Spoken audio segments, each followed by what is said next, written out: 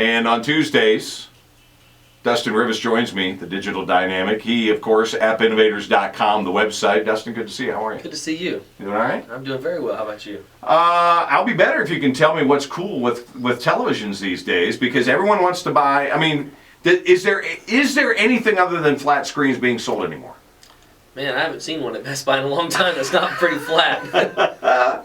And so, I mean, the first rage was plasma. Yeah. And then everyone realized plasma puts out enough heat to keep your house warm. Absolutely, in the winter as well. Yeah, it uses a ton of energy. And then LCDs got real popular. What's the technology now? Well, you know, there's so many different types of things. Every TV's becoming a smart TV, and we'll get into what that means. You got smart TVs, you have LED, OLED, which is an organic light emitting diode. It really brings out the true colors, and the blacks are really black, so it makes really the contrast really sharp for users. It's a little bit more expensive, but if you can front it, you know, more content's being delivered to where it can handle that kind of stuff. You walk into the stores now, it doesn't matter what stores, doesn't matter whether you're online, you see something called UHD TV. What's the U? What's this all about? There's a bunch of different HDs, and a lot of it's just leading towards 4K. Okay. You know, there's a lot of stuff that's either upscaling to 4K or it's 1080. Some of the biggest things you need to know, though, is just don't get anything that's less than 1080. Anything less than 1080 is probably not worth it. I would stick to, if you can afford it, go ahead and upscale to that 4K because of the longevity. If you don't want to have to take your TV down in 2 years and get another one, go ahead and spend a little bit extra money and get that 4K, because while there's not a lot of content that is available in 4K just at this moment, it's going to be coming very, very soon. It's not that much more expensive. When you say 1080, what does that mean to an average person out there? What does 1080p mean? 1080p is really just the resolution. It's how many lines on the TV, mainly horizontal. But just know that 1080 is really good, actually. You know, you can't go wrong. It's kind of the standard now. I was just going to say, it's becoming the standard, whether you're a video game junkie or whether you like Blu-ray, video discs, whatever it might be. I mean, that's sort of becoming the standard in terms of resolution. The reason it's the standard is because that's what content is being pushed at us right now.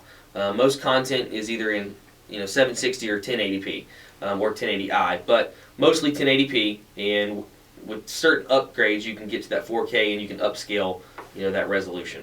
One of the things that you and I were talking about before we even started here is the motion rate. I watch a lot of sports. I can't say there's a lot of video games being played in my home, but there's certainly the potential. Yeah. One day I might have enough time to do something that silly.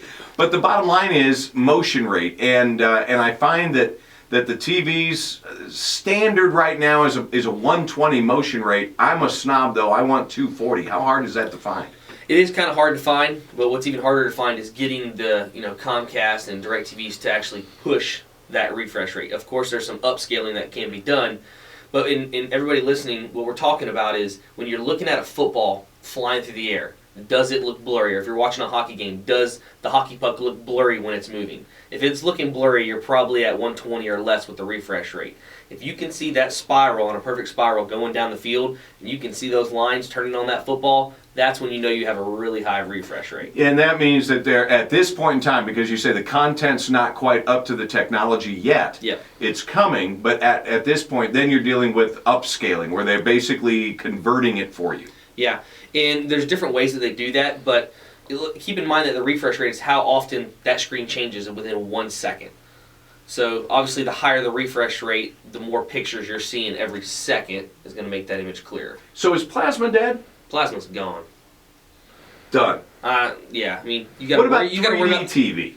The 3D TVs, boy, that came and gone like plasma. They lasted a little bit shorter time than the plasmas, but the 3D came and left, and I think you're going to see the same thing with a curved TV. You walk in and you see these curved TVs. It's supposed to give you the appeal of if you're sitting closer. Right in the middle. Exactly. But if you're sitting off to the side where most of us have our rooms set up, that doesn't work very well. If you ask the guys at Best Buy, they'll tell you it's just a fad and things they're going. They're not staying around very long. The biggest thing I see in TVs right now is obviously the refresh rate, the hertz, everything getting into 4K, eventually higher. But then also how thin these TVs are and how close they can get to the wall, so you don't have to have these huge, heavy, expensive mounting brackets. Tell me this: you see a lot of manufacturers out there, Dustin, and some of them are manufacturers people never heard of, and they're making these large TVs, but they make them at a better price. Are these off brands? You know, they're not the Samsungs, they're not the Sonys, they're not the Sharps or the Panasonics. Are these off brands good TVs? They're not bad TVs. You just need to make sure you have those, you know, the do's and don'ts of what we just talked about. Make sure you have a high refresh rate. Make sure it's at least 1080p. Make sure, you know, it's not a plasma or just an LCD. Make sure you have an LED or OLED. And then, you know, if you can get a 4K, that'd be good as well. One thing that we haven't talked about is most of these TVs, they don't come with good sound anymore. So plan on... Soundbar. They're gone. You need to go buy a sound bar because the sound in the TVs today, they'd rather squeeze in more quality in the TV than as far as your picture than with sound. And that gives them a little companion product to sell. Those sound bars are becoming big. Yeah, they're becoming real big, and you know, for a couple $100 you can get a really good one. There's some that are, you know, up to $1,000. So plan on, if you're going to go get a nice TV, make sure you keep in your budget something for a little sound bar as well. Good stuff. Thanks for coming by. One more quick thing.